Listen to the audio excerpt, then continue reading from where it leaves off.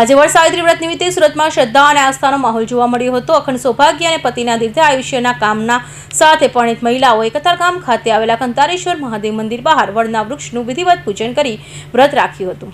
સુરતમાં આજે વડ સાવિત્રી વ્રતની ભક્તિપૂર્ણ ઉજવણી કરાઈ હતી। વહેલી સવારથી જ કતારગામ સ્થિત કંતારેશ્વર મહાદેવ મંદિર બહાર આવેલા વડના વૃક્ષ પાસે પરિણીત મહિલાઓની લાંબી કતારો જોવા મળી હતી। મહિલાઓની નિર્જળા તેમજ ફળાહાર ઉપવાસ રાખી પતિના દીર્ઘ આયુષ્ય, સુખ સમૃદ્ધિ અને અખંડ સૌભાગ્યની પ્રાર્થના કરી હતી।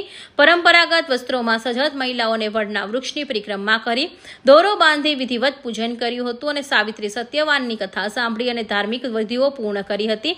મંદિર પરિસરમાં ભક્તિમય વાતાવરણ વચ્ચે આસ્થા અને પરંપરાનું અનોખું દ્રશ્ય જોવા મળ્યું હતું। મારું નામ દિવ્યા જરીવાળા છે।